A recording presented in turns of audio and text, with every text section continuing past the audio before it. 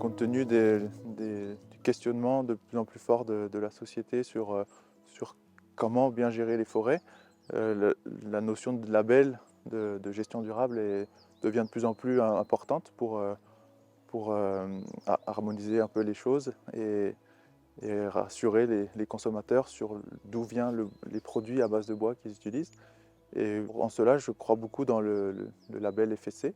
Pour être certifié déjà dans un premier temps et maintenir une certification, il faut qu'il y ait une évaluation par un tiers, par une personne externe. Cet audit il doit être fait annuellement, donc il y a une remise en question plus ou moins, pas entière, mais il y a une forme de remise en question annuelle par le biais de l'audit pour maintenir cette certification. Donc l'audit c'est vraiment la pierre d'angle du système.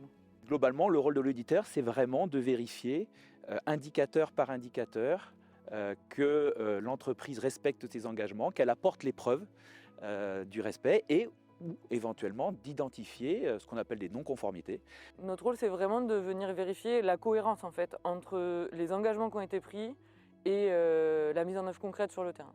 Le processus de certification est quelque chose d'assez rigoureux et en fait très structuré. Donc en fait, les étapes, c'est d'abord une préparation avant l'audit avec une prise de contact avec l'entreprise, sans doute la collecte d'un certain nombre d'informations, l'organisation de la mission d'audit. Ensuite, quand on commence un audit, ça commence toujours par une réunion d'ouverture où on va redéfinir un certain nombre de méthodes de travail, où on va vérifier le périmètre, vérifier les changements de l'entreprise. Il y a toujours ensuite une phase d'analyse documentaire, une phase de terrain qui est pour moi la plus importante et la plus essentielle parce que on dit le terrain ça ment pas ou la forêt ne ment jamais. Donc c'est extrêmement important de pouvoir avoir ce temps en forêt.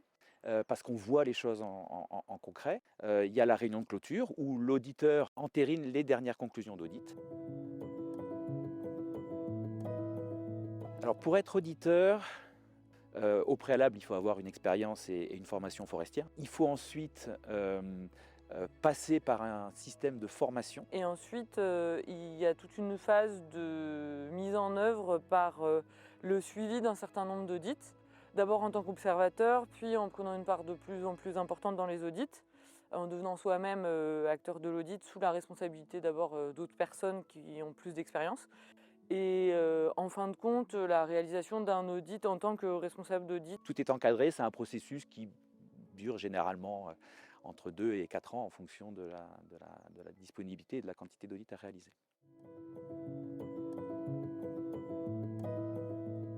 Alors pour être auditeur, d'abord il faut avoir de la personnalité je pense. Et ce qui est fondamental c'est probablement la rigueur, la capacité d'adaptation. Ça a un certain formalisme qu'il faut respecter. Donc ça peut aussi parfois être un peu fastidieux, mais c'est aussi ce qui fait la crédibilité du système. C'est important quand on est auditeur d'à la fois rester à sa place, on est comme là pour évaluer. C'est vraiment indispensable d'être capable d'être bon communicateur, mais aussi d'établir cette confiance avec la personne. C'est aussi beaucoup de pédagogie, c'est aussi beaucoup d'explications, parce que c'est souvent des standards qui sont compliqués, c'est souvent des référentiels qui peuvent nécessiter des interprétations, et donc l'auditeur il a aussi ce rôle-là d'expliquer les choses pour qu'à la fin ces conclusions soient acceptées et bien perçues. C'est jamais facile pour une entreprise qui est auditée d'avoir des non-conformités. Il y a des gens qui le vivent très mal.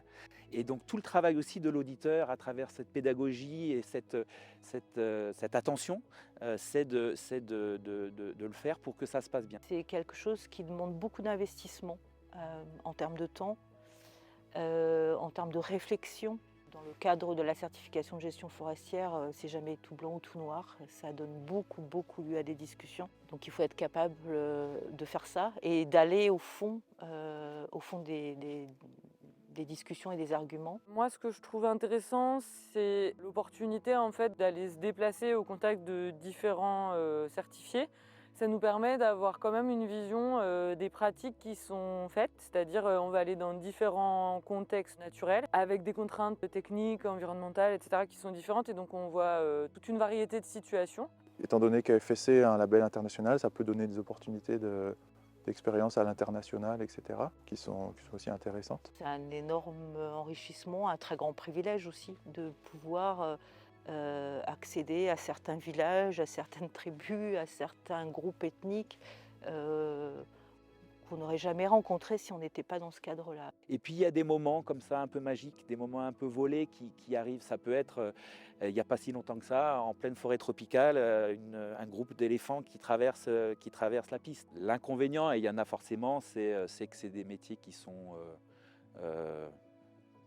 relativement stressants, il faut reconnaître, beaucoup de déplacements. Il peut y avoir un petit côté frustrant du fait que justement nous on est là pour vérifier l'application du référentiel, la compréhension des gens par rapport à ce qu'ils font, mais comme on n'est pas acteur de ce qui se fait, on n'est pas là pour nous-mêmes apporter les réponses ou mettre en œuvre des choses en fait.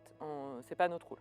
Je dirais qu'avant d'épouser les thèses du FSC, il faut d'abord être fondamentalement un forestier, d'aimer la forêt, d'aimer son métier, d'aimer les arbres qui poussent, mais aussi d'aimer la gestion, d'aimer aussi faire des coupes, améliorer les peuplements, prendre en compte la biodiversité, choses comme ça.